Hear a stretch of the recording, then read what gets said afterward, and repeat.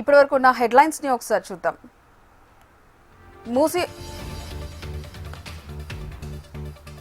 మూసీ అభివృద్ధిలో మరో కీలక ముందడుగు. కాసేపట్లో మూసీ ఒడ్డున ఓంకారేశ్వర స్వామి ఆలయానికి సీఎం శంకుస్థాపన.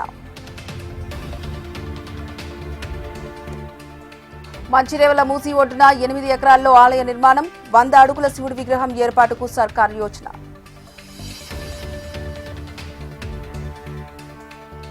ఆలయం చుట్టూ పార్కులు, బోటింగ్ వంటి పర్యాటక సౌకర్యాలు. ప్రత్యేక ఆధ్యాత్మిక కేంద్రంగా ఓంకారేశ్వర ఆలయ నిర్మాణం.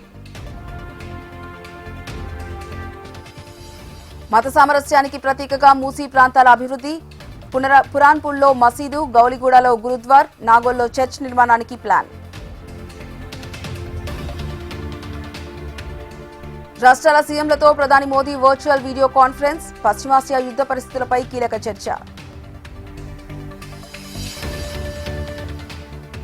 దేశంలో లాక్డౌన్ ఉండదన్న ప్రధాని. రాష్ట్రాల సీఎంలతో వీడియో కాన్ఫరెన్స్ లో మోడీ క్లారిటీ.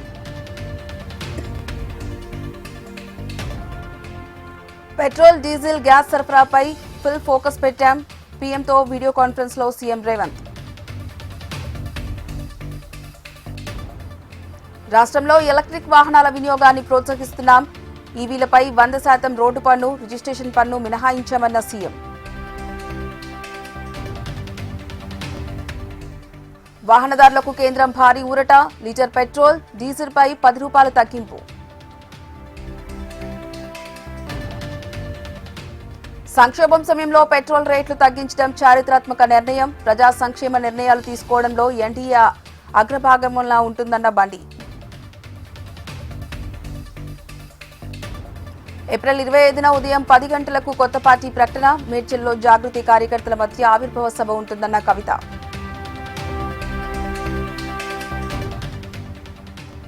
జాతీయ న్యాయ విశ్వవిద్యాలయం ఏర్పాటు చేయాలన్న బీజేపీ. జమ్మూ కాశ్మీర్ అసెంబ్లీలో గందరగోళం.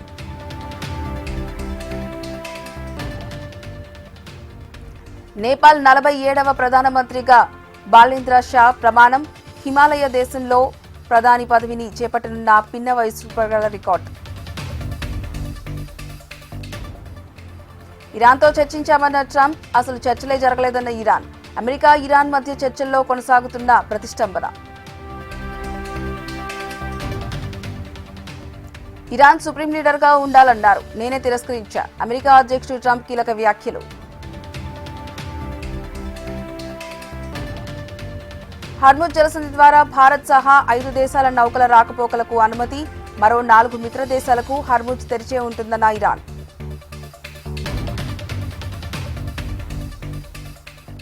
అమరావతి చట్టబద్ధతపై ఏపీ సర్కార్ మరింత దూకుడు. ఇవాళ అసెంబ్లీ వేదికగా తీర్మానం.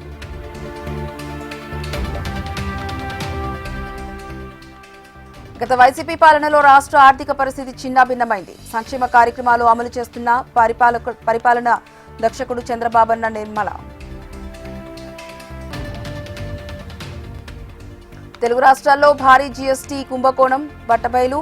217 కోట్ల మేర పన్ను ఎగవేసినట్టు అధికారుల గుర్తింపు.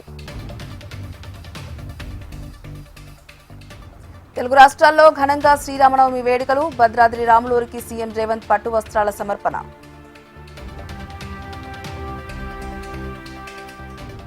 ఏప్రిల్ 2 వరకు భద్రాద్రిలో శ్రీరామనవమి బ్రహ్మోత్సవాలు. ఇవాళ శ్రీరామ మహాపట్టాభిషేకం. హైదరాబాద్ మూసాపేటలో కుళ్లిన చికెన్ కలకలం. 352 కిలోల కుళ్లిన చికెన్ ను స్వాధీనం చేసుకున్న టాస్క్ ఫోర్స్ పోలీసులు. భర్తను హత్య చేసి ఇంటి ముందు పాతిపెట్టిన భార్య. అనంతపురం జిల్లాలో షాకింగ్ ఘటన. వికారాబాద్ లో సెల్ ఫోన్ దొంగల ముఠా గుట్టురట్టు. 25 ఖరీదైన మొబైల్ స్వాధీనం చేసుకున్న పోలీసులు.